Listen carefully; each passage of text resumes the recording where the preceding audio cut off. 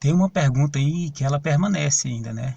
Porque quando você entra na internet, você vê que ainda tem bolsonarista aí defendendo que a ideia de que Bolsonaro é um homem de Deus, né? Aquele erro de 2018 ainda está ainda como atitude correta, né, na cabeça de muita gente ainda bolsonarista. Aquele erro de crente votar 17. A pergunta é: tem como você ser seguidor de Cristo e bolsonarista ao mesmo tempo?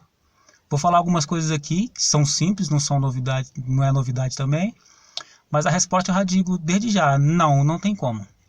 Cristão de qualquer vertente, né? Por que não tem como? Não tem como porque a essência o núcleo duro, digamos assim, o núcleo rígido da, da ideologia bolsonarista é a violência, inclusive a violência gratuita, né?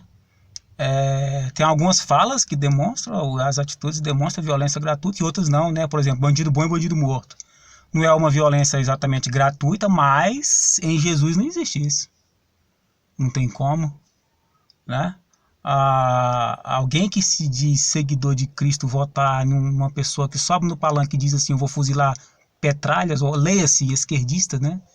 Porque qualquer pessoa que não seja bolsonarista para o bolsonarismo é de esquerda, né? Ainda que ele seja de direita. E então não tem como. Não tem como. A ideia do bandido bom é bandido morto, ou sinal de arminha, ou vou fuzilar esquerdista, enfim. Até porque também Bolsonaro não tem apreço nenhum pela justiça social, ele só aproveitou um pouquinho aí do auxílio emergencial, mas enfim, não é uma política dele, não está no pensamento dele esse tipo de coisa. Então realmente não tem como, mas por que acontece esse erro? Esse erro acontece porque as pessoas lêem a Bíblia de maneira errada. É um problema um crente ler a Bíblia de maneira errada, por quê? Porque o crente ele é um cidadão, ele vai chegar, ele vai votar. E se ele ler errado, ele pode colocar em perigo a nação, porque realmente colocou em perigo mesmo. E teve muita coisa ruim que aconteceu e está acontecendo, que se fosse outro presidente lá, por mais ruim que fosse, não teria acontecido. As mortes da pandemia, que eles não querem confessar de maneira nenhuma, é culpa da má administração dele. A potencialização do vírus por parte do discurso, do efeito do vírus, o efeito mortal do vírus, por parte do discurso do Bolsonaro e das atitudes dele de negar a máscara, negar a ciência. E ele, como presidente, jamais poderia fazer isso, né? E ele diz que a mídia potencializa o vírus. Não, quem potencializou foi ele. E, enfim, nada disso condiz com a mentalidade, a forma de pensar de Jesus Cristo. Por que isso acontece, né? Eu perguntei. Porque as pessoas não entendem Jesus Cristo. E não entendem por quê? Porque lê a Bíblia errado. E como é que deve ler a Bíblia? Bom, primeiro você tem que entender o que é a Bíblia. A Bíblia é a história da revelação. Deus se revela, se auto-revela, né? E para o ser humano. E essa revelação, você pode ver que no Antigo Testamento ela tem um nível muito menor, está num nível muito menor do que no Novo Testamento. O ponto máximo da revelação de Deus para o homem é a imagem de Cristo. Porque o que é se revelar? É mostrar a sua imagem. Deus mostra a sua imagem.